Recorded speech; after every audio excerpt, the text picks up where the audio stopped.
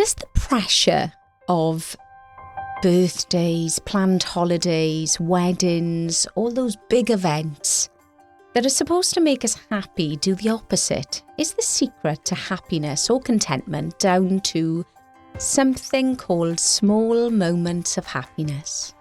Micro moments every day that improve our experience here on planet Earth. The breeze on our face, the smell of the sea, a beautifully made cup of tea. When we slow down, we get to appreciate the small things. But in a busy, reactive world, how easy is that for us to do? My guest, Ben Johnson, and I discuss this today.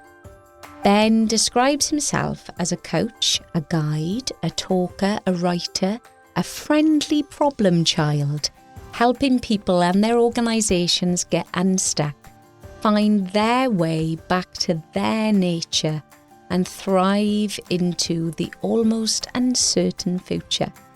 A thought-provoking conversation that is a little bit sweary. So if you have any children near, you may want to pop them earphones in. I hope this podcast creates for you some small moments of happiness today. Enjoy.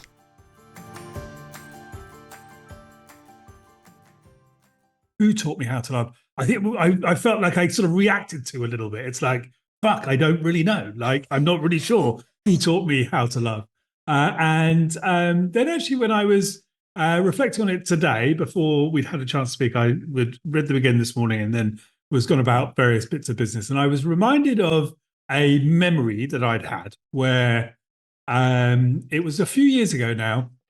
And it was in a teaching session with a meditation teacher, a Buddhist meditation teacher. And I can't remember exactly how it went, so I won't really be doing it service, but it is relevant to the question about who taught me to love. So there was something in the sort of the exercise that the meditation teacher was leading us through, which was, as like I said, something along the lines of going back to your earliest memory. So my earliest memory. The invitation was to go back to your earliest memory. And so I remember in doing that. And then there was a kind of process of sort of sitting with that. And then her question was, what's the feeling before your earliest memory? And I remember really strongly the feeling which came to my mind when she asked the question, and I was kind of reflecting back on that, is that the feeling that came before was a feeling of love. It was actually I remember sort of describing it in a way, we were joking about kind of hippiness before, and for many, this will be seen as a kind of a hippie response. I remember describing it to myself, or as a kind of feeling of love, light, and connection were the feelings that were present before my earliest memory.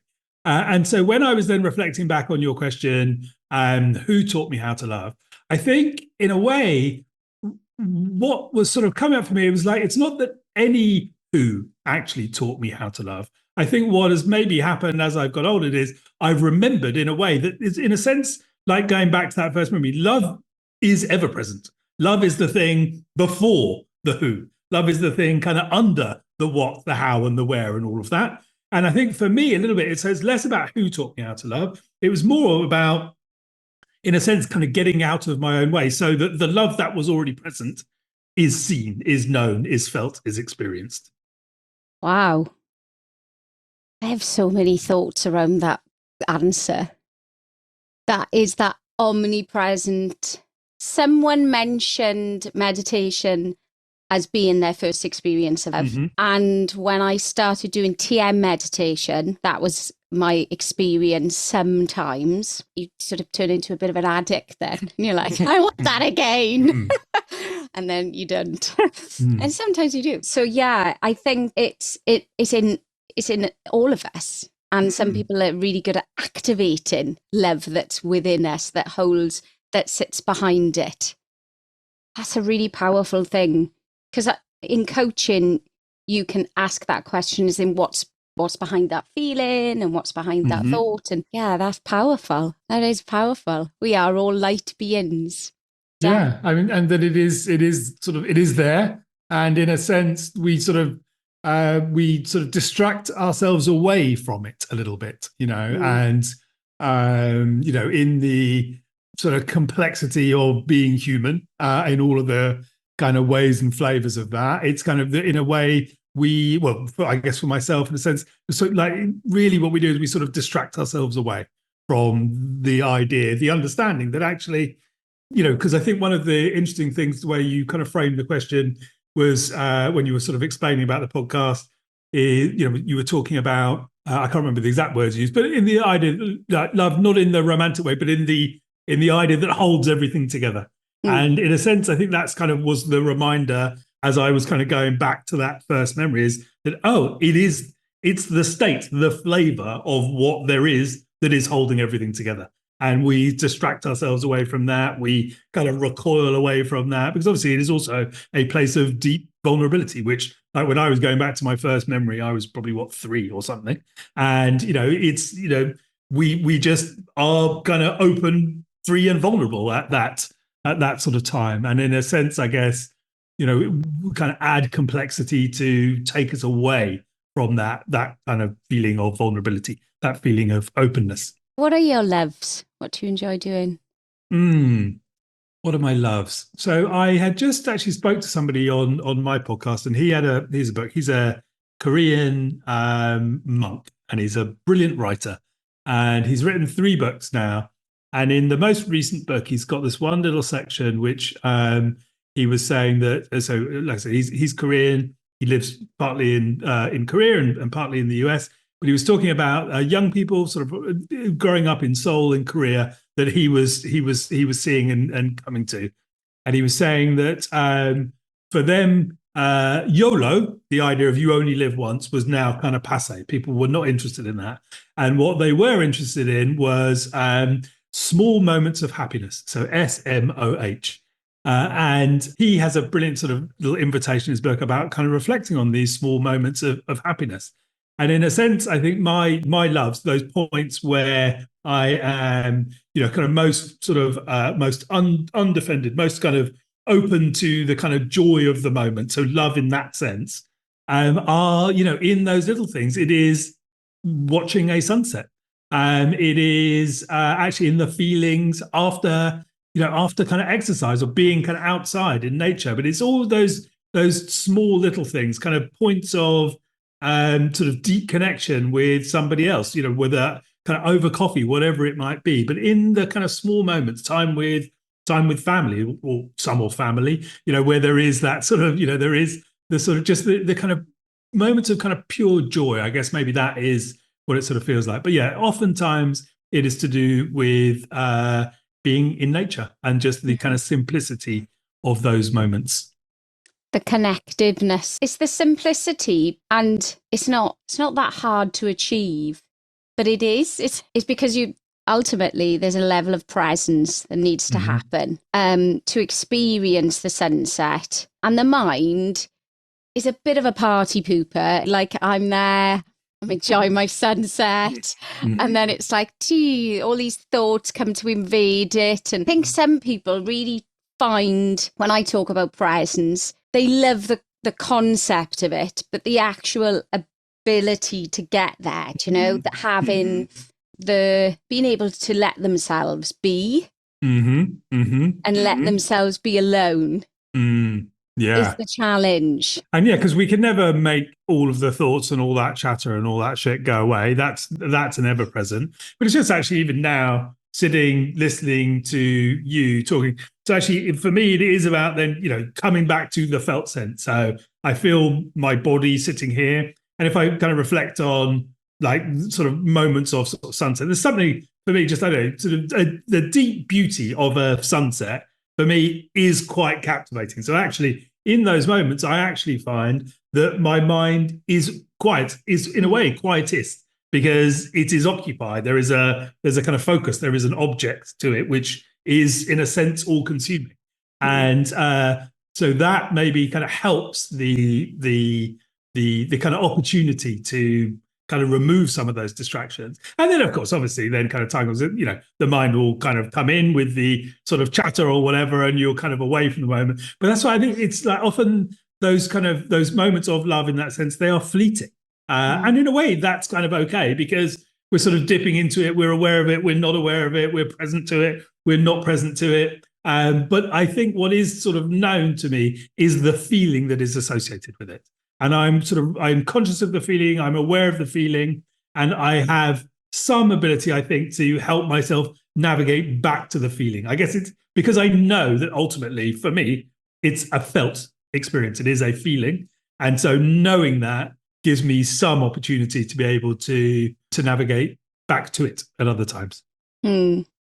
Yeah, I heard something today, and I'm trying. It's reminding me of this. It's very much about a practice. What you're saying about these small moments, collecting these moments. It's an active experience. It's not just, I am relaxed. I've reached the top of the mountain. I've got to that sort of point. I always remember in a yoga class, this yoga teacher, I've quoted it 1,000 times.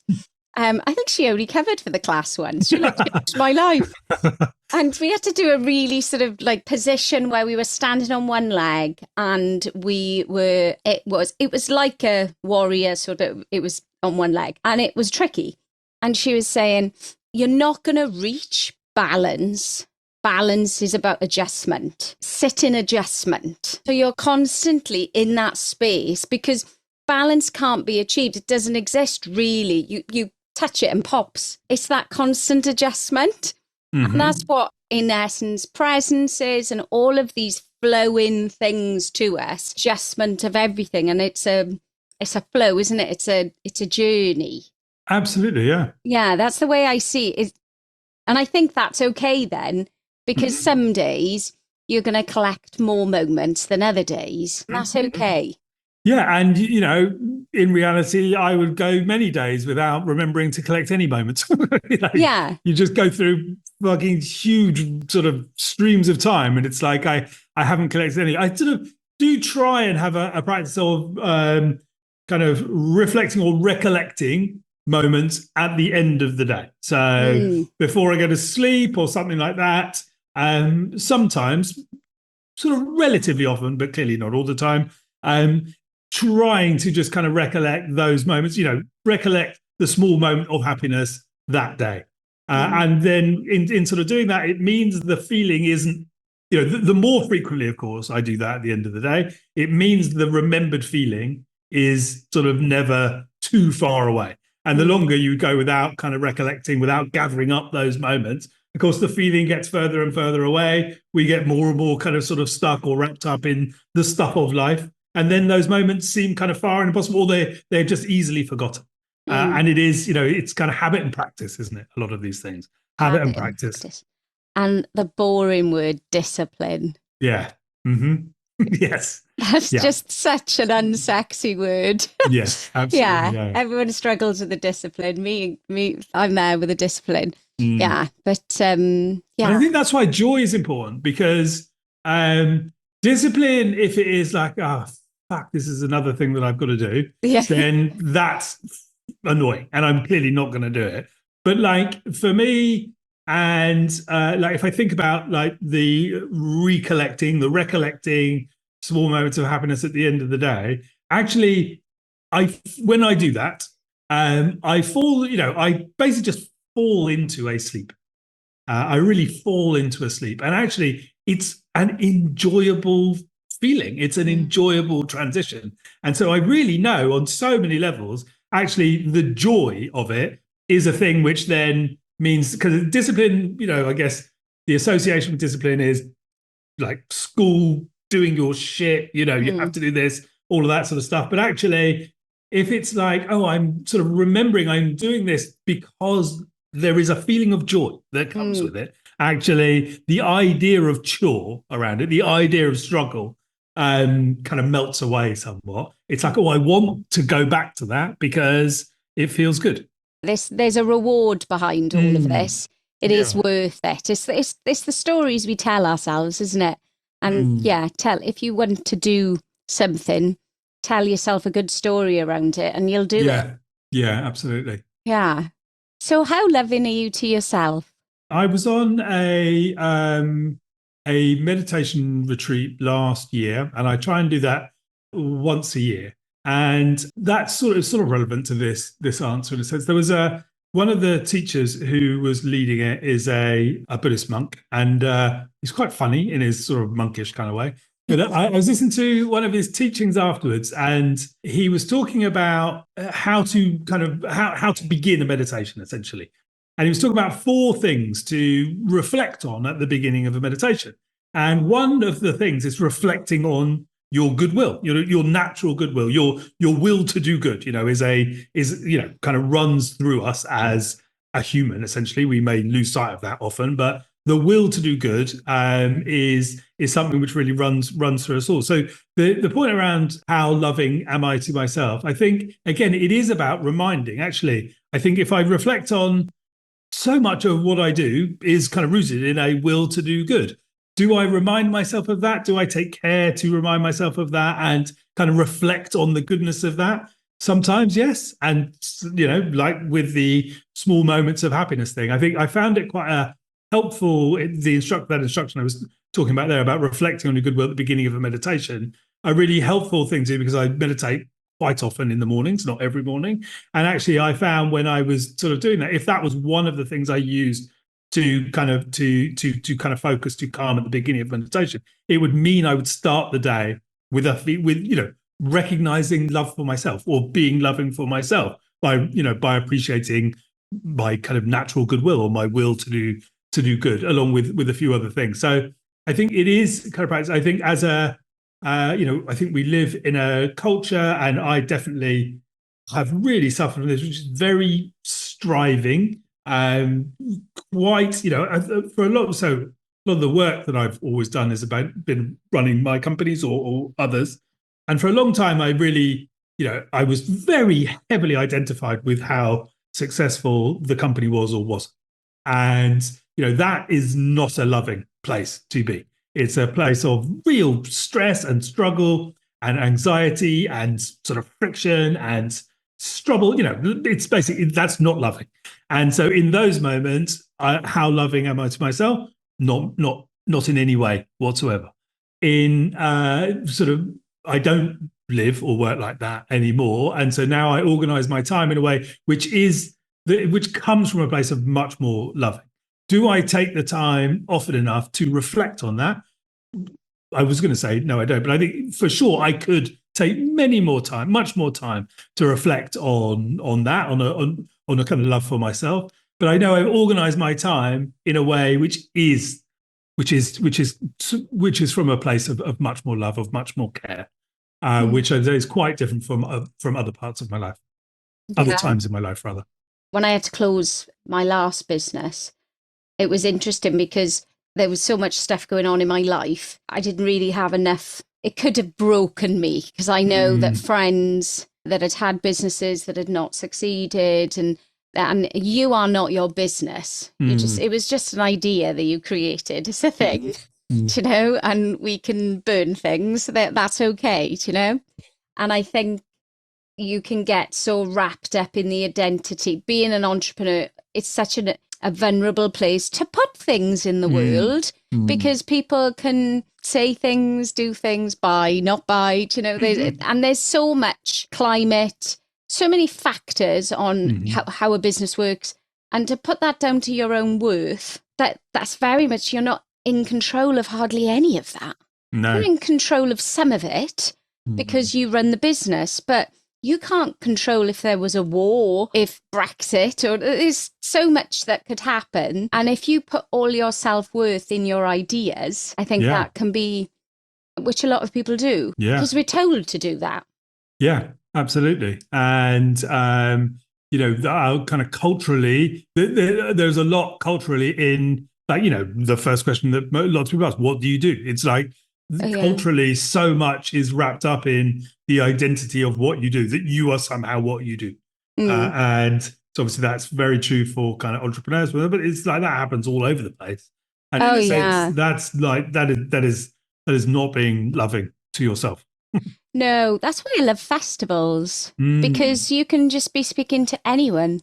Yeah. Because everyone looks like shit. Yes. And they've got wellies on. Exactly. And exactly. Full level, we're all good. Yeah. it's a real leveler. But I guess if you are your stuff and if you are your status, and especially if you don't like the toilets that are on offer, and especially in Glastonbury, it would be a struggle. It would be a struggle. But going back to loving yourself, I think meditation is a loving act in itself. Yeah. I think it depends on the thing to be that I then would reflect on for myself is I think it's the thing, it can be loving or it cannot be loving in a sense of, because I think like when I first started meditating, I meditated, from the same sort of terrain, if you like, that I ran my business in a sense. It was sort of. Do you have a spreadsheet? Yeah, exactly. Quite driven in a sense. It's like that's the sort of meditating. Somehow this is a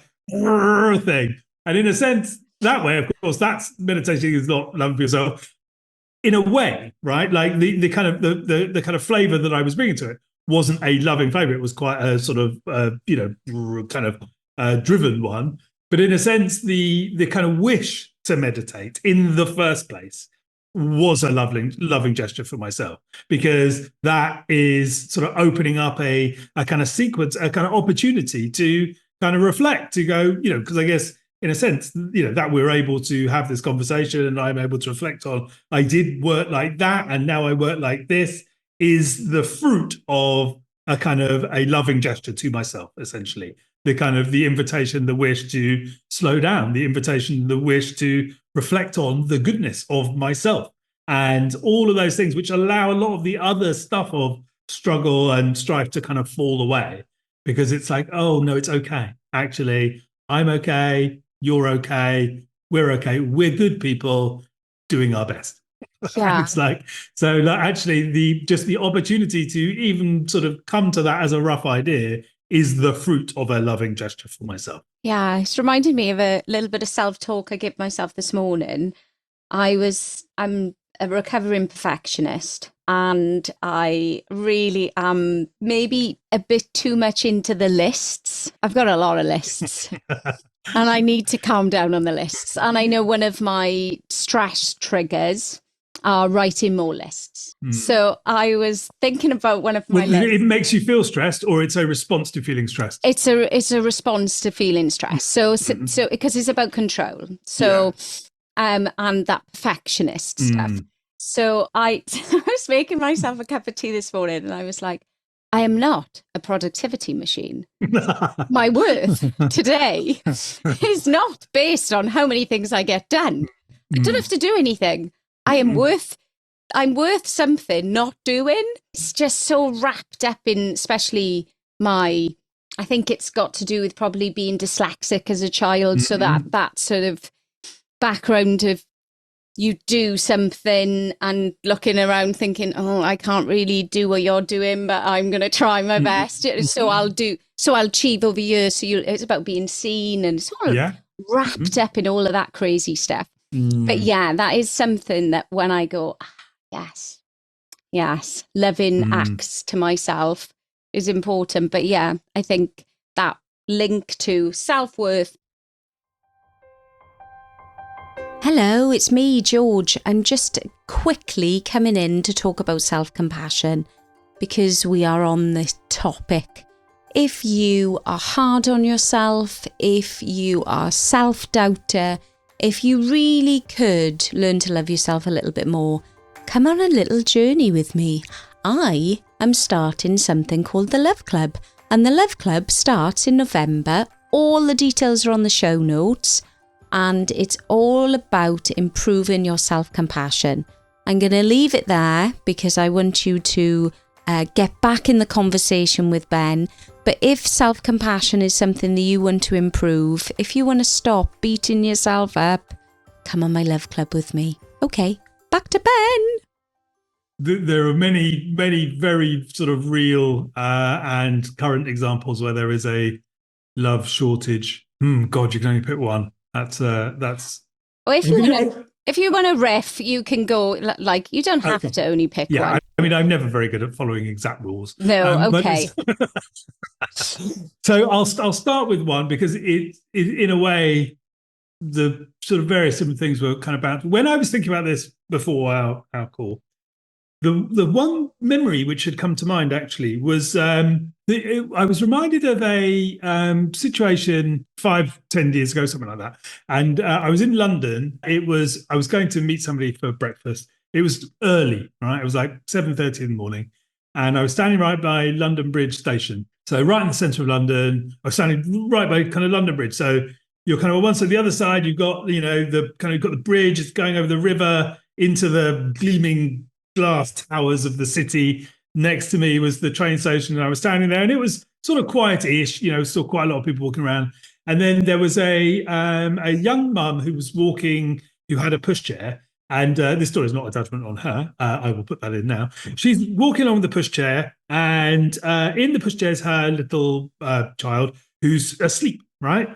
And she is kind of dressed in her city clothes, like her sort of suit, and she's walking really fucking fast, right?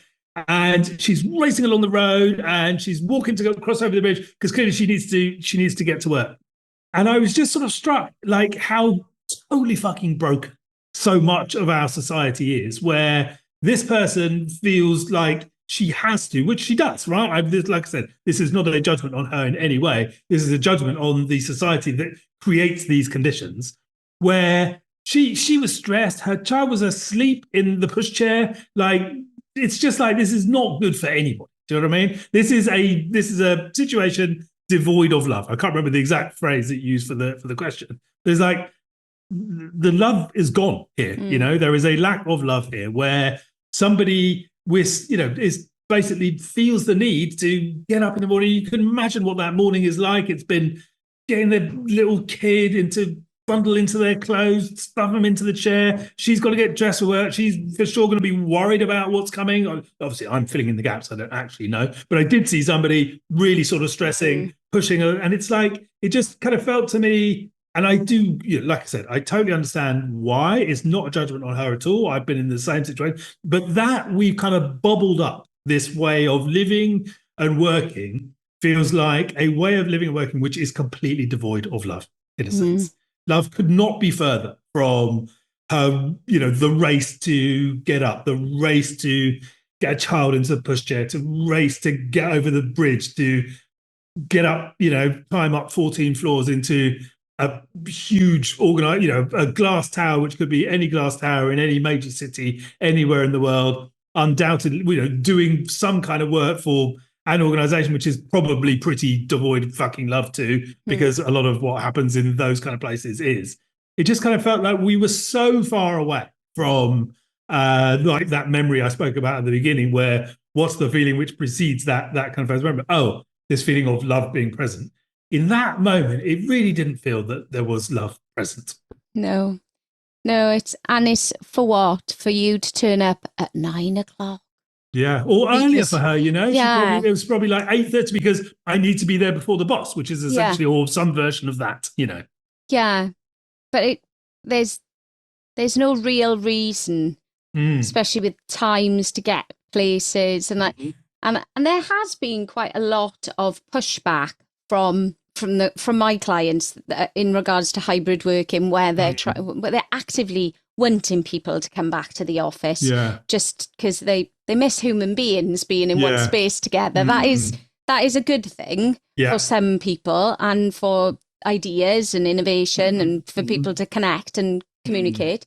But mums and dads, it is more convenient to work from home. This morning Kitty, my 4-year-old, I think she's going to have some kind of influence when she's older. She's got a strong influence now, and she's 4.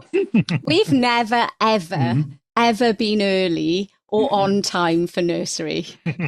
We are them people. We're 20 past 9. Yeah. We're 9:15. We're not 9. Yeah. And the days when I have a call, I deliberately don't have a call till 10 if I do. But the days I'm not working from home are different. But I'll deliberately make my day so I'm not getting into a really difficult situation with a 4-year-old that doesn't understand the concept of work. And I have to explain why I have to go to work and blah, blah, blah, blah, blah. And it doesn't feel loving. It doesn't, and it's difficult, but I'm incredibly privileged. I run my own diary. Yeah. So now I haven't got anyone. I've got lovely clients that will say, "Oh, when do you need to pick Kitty up?" And then I'll do, and then we can do that then. And so it's, if I was in a structured place, which a lot of organizations are, being a parent, it's just insane. There's no leeway. Like, if you think of love, it's about understanding, it's about leaning in, it's about being curious, all of these gentle ways. And it's so rigid. It's so rigid in the fact that you can't, if you're not there on that time, you're then, you're not holding all your balls there. And you can see why women get left behind a lot of the time. Yeah, absolutely. Yeah. And I'm the same. I'm incredibly fortunate. I'm able to kind of organize my time and the rest of it. So I do totally appreciate people are in situations where they don't feel they have the means or ability to kind of challenge or do it differently. And maybe they don't in those situations. But it's just, it feels love is a long way from that kind of existence. How do you think we're going to fix it? I'll give you the love shortage wand. What do you think the answer is? Yeah. So what is the answer? In a way, I think the answer, in a sense, sort of starts here. For those listening on a podcast, I'm pointing at myself. I was thinking that, like, whether I think it's okay to work for somebody in a certain way that expects me to be that, which doesn't feel kind of loving in terms of the kind of words we're talking about. I think how I feel about the world around me, of course, starts with me, right? And so, in a sense, the thing that changes it is helping more people sort of create space enough, awareness enough to sort of start to sort of check in, to realize actually the terrain of their kind of life, what's going on for them here. And actually, if they can slow down enough to be able to do that, if they can sort of pause in moments, whether it is the small moments of happiness that we were talking about, in a sense, these feel like they kind of activate the terrain that we act from, the terrain that we make decisions from. Everything that we think is good or think is bad, or decisions that we make or we don't make, it all comes from this place of how I am with me, in me, here and now. And so, in a sense, the magic wand, if there was one, I think would be, would help reveal for people actually what is there for them if they slow down. What is there for them in the kind of feeling, beyond their earliest memory. And then you start to, like I said, change the terrain of the landscapes of their mind somewhat. So what is acceptable for them starts to be seen from that place of calm, that place of love.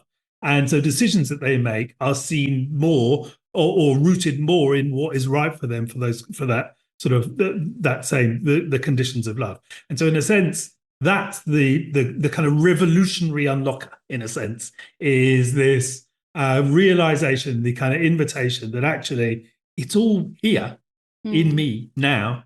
And actually, if I can taste into that, sense into that, slow into that, calm into that, all of a sudden, the decisions that I make, the actions that I make, the ideas I have, the beliefs that I have, the stories that I might tell, all of a sudden start to come from a slightly different place.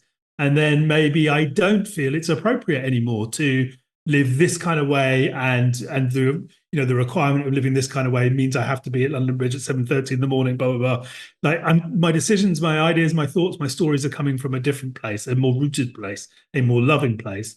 Then my actions are different, my behaviors are different, my thoughts are different.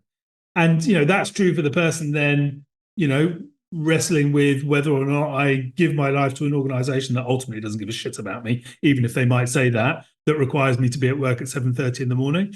But equally, the other bit that I was sort of bouncing between when you were asking the question about where there was the kind of love shortage if you think about what, on a super macro scale, what world leaders are doing with, sort of decisions about basically, firing missiles from a remote control in a faraway land, in a sense, my ability to do that, my ability to even think that that is okay, right? Mm. And, I have to get to a different place if the landscape of my heart is different. And so, again, I think, maybe the magic wand is the simple yet extremely kind of hard thing, actually, is the revealing of, you to your heart now, actually, and the terrain of that. Changing the terrain of that starts to change the kind of the actions at large. Do you think it's an act of bravery in going within? Yeah, bravery, maybe in the sense of it does, maybe, is it an act of bravery? I think, like we're sort of talking about, I think for sure there probably is courage because, like we say, what ultimately you're talking about there is a vulnerability and an openness. And of course, because what we do with work and big glass buildings and remote control fucking bombs are we're basically trying to make ourselves feel safe in a fucked up kind of way.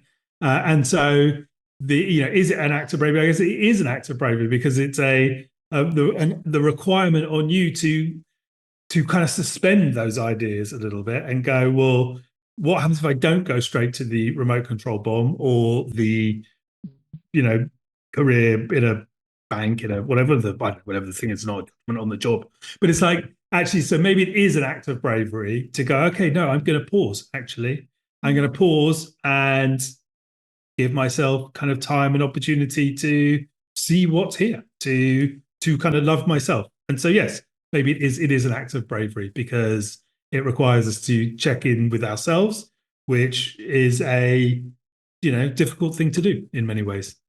And I think a lot of people feel so out of control. They think that they haven't got a choice. There's a lot of, oh, I'd love to, but I need this job, or I need this, or and you'll find when people say, oh, I could never work for myself, I couldn't do. A lot of people will put a lot of excuses, but to them reasons. So that's not a judgment, and to them reasons of not truly doing what they want. It's that unlived life, isn't it? And the regrets of the day, of the dying. And I wish I lived a life that was more in line with what I wanted as opposed to what everyone else wanted around me.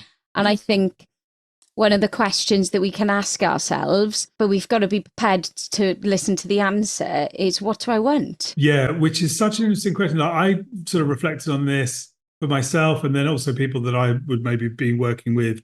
Actually, I don't think people, like many people really can't answer that question. No. What do I want? Because we basically sort of grow up in some kind of track, and the track is trundling us along.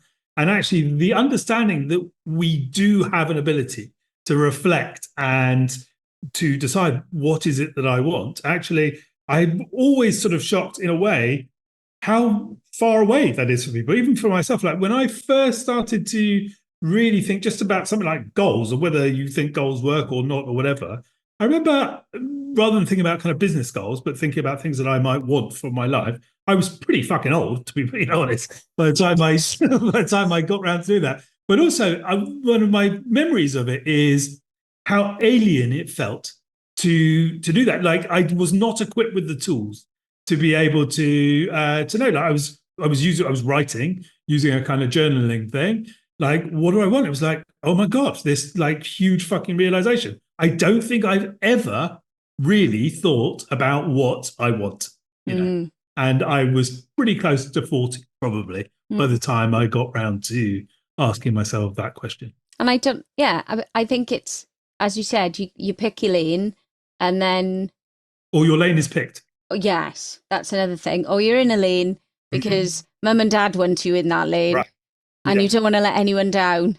And it's and I think because of the way that we live and the fact that most to get a house, you normally need two incomes. Mm-hmm. So it's then embroiled in relationship and in sometimes trappings in various different sense of, I need this job because I've got that house and I've got that car and I've got that. And it's all of the stuff that almost stop you.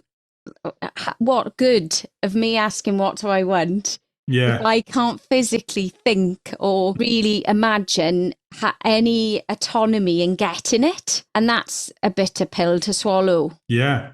Yeah. And then equally, you're never going to you're never going to get to a place where those things are possible without, asking the question, without having the bravery to ask the question, to go there and to accept maybe the answers that come when I ask the question are awkward. Yeah. And it might unearth something. Right. And it's like, And oh, fuck. I don't think I wanted that. oh, yeah, it's like, it's not as fun as writing a Christmas list, is it? No, it can be, parts of it can be. And then other parts it's like, oh, bollocks. Yeah. I really want that. It's like, Yeah. then, that is to deal with. And I think I've talked to a lot of people, people that are on a sober journey. So lots of people giving up alcohol and and this is one of the things that tends to happen in regards to having that clarity, complete clarity, when maybe there might have been a numbing before, and having that sort of opportunity to go, oh right, okay, I can do this. I can have what I want. I've done something that is really, really hard and I'm achieving that. And I've got the ability to do what I want. Yeah. I spoke to somebody on my podcast, a woman called Cecily Mack, who writes mainly on Instagram, although not exclusively now, about what is called a clear life journey. Clear life was one word. And that is all about a kind of a life on giving up alcohol, essentially. And because, of course, the requirement that comes with that, to your point around, is, whether it's like just a social numbing, or because it's easier to have a drink and, be in a room of, X numbers of people that I don't know, or because it's the social norm, like we go to the pub or whatever it might do. And all of that in her language is a dimming. You using the language of numbing, the same sort of thing. But in a way, it's all the same thing, isn't it? We're basically kind of shutting some parts of ourselves down, and in a sense, that maybe is like the opposite of love, isn't it? If love is the free flowing kind of state, anything which kind of cuts it down is some degree of violence against love. Yeah. My last question. So when has love conquered all? Yeah, I was reflecting on that too, and I think I was like kind of feeling like I needed to imagine some sort of, I don't know, like big thing where love had sort of conquered all. And the thing that was coming to my mind, actually, again, which was maybe because it was just following the same thread of the small moments of happiness, is maybe it's in like the really little things where love conquers all. Like, not that I'm good at this, but in the kind of moment where I will choose not to react to something my partner might say, but to let it go. You know what I mean? Or it's in something like the smallness of those moments.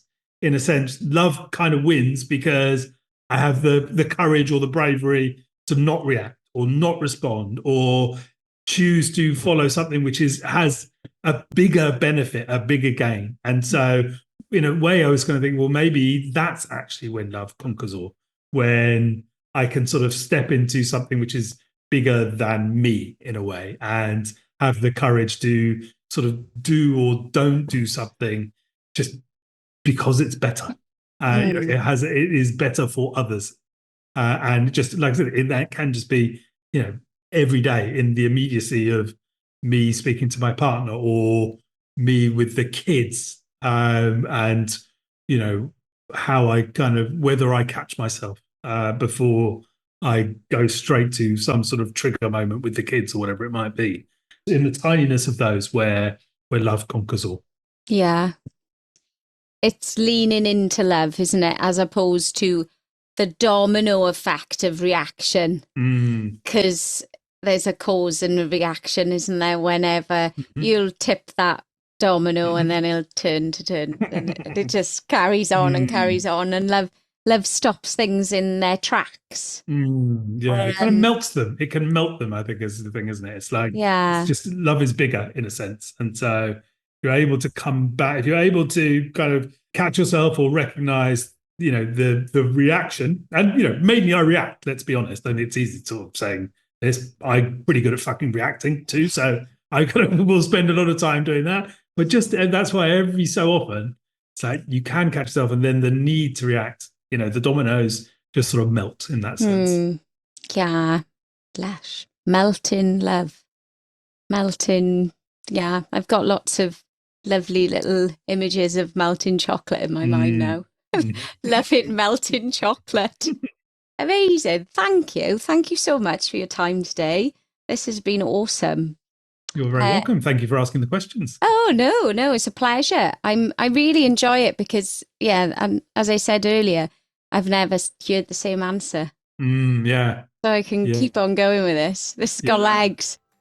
Oh, that was good, wasn't it? I hope you enjoyed that conversation as much as I enjoyed having it. Any feedback, I'm on georgina@georginajones.com.